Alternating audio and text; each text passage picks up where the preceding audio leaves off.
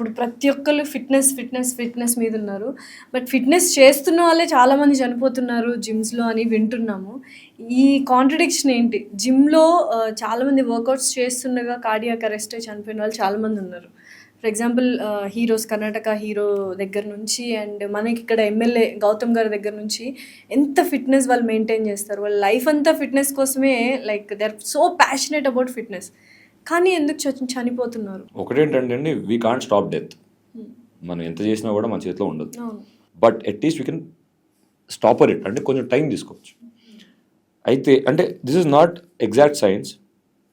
What ever I have understood in the last 5-6 years after corona, especially after COVID, I think something happened to everybody. వాళ్ళకి covid detect అయిందా లేదో తెలియదు, but everybody got affected.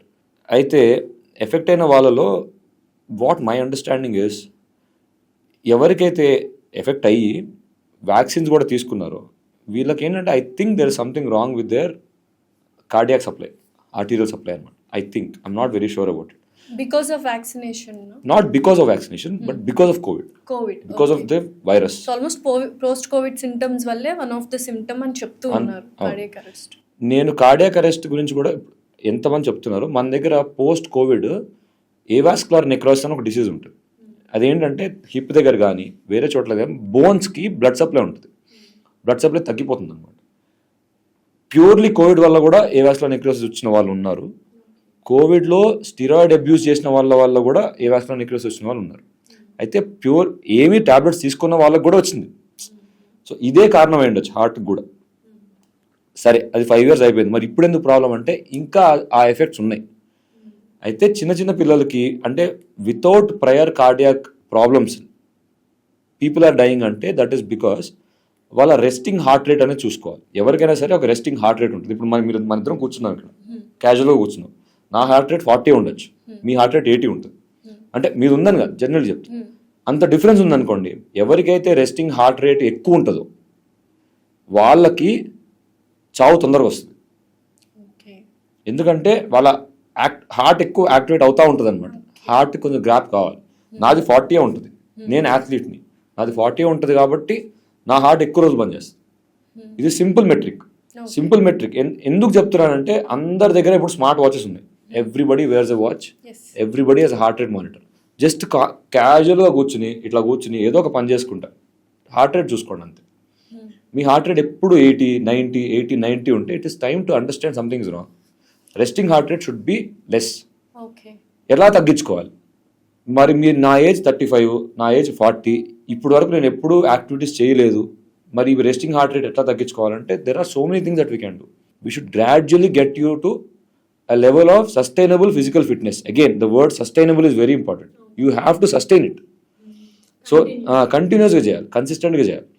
మరి ఏం చేయాలంటే రేపు వెళ్ళి ఒక 10 కిలోలు డమ్మిల్ ఎత్తమంటారంటే చేయాల్సిన అవసరం లేదు. ఫస్ట్ ఒక 10 స్క్వాట్స్ చేయండి, లేకపోతే ఒక 2 చెస్ట్ డిప్స్ చేయండి. ఇంట్లో చేసుకోండి, అక్కడ స్టార్ట్ చేయండి. సింపుల్ బేసిక్ కామన్ థింగ్స్ చేసుకుంటా నెమ్మదిగా హార్ట్ రేట్ తగ్గించుకుంటూ రావాలి. అది ఈరోజు అవ్వదు, ఒక 6 months పడుతుంది. మీరు చెప్పిన క్వశ్చన్, ఆల్రెడీ ఫిజికల్ ఫిట్నెస్ ఉన్నవాళ్ళు, గుడ్ ఫామ్లో ఉన్నవాళ్ళు, వాళ్ళకి ఎందుకు వచ్చినాయంటే పోస్ట్ కోవిడ్ సేమ్ థింగ్. వాళ్ళ రెస్టింగ్ హార్ట్ రేట్ బాగుంటుంది because they have been doing this obviously. But their high heart rate అంటే ఎక్కడైతే హార్ట్ రేట్ ఎక్స్ట్రీమ్గా వెళ్ళిందో అక్కడ కొలాప్స్ అవుతుంది డ్యూరింగ్ వర్కౌట్స్. సో మన హార్ట్ రేట్ ఇప్పుడు నేను let's say you're on treadmill పరిగెడుతున్నారు, 130 అవుతుంది, 140 అవుతుంది. మీకు కొంచెం తేడా అనిపించగానే ఆపేయటం బెటర్.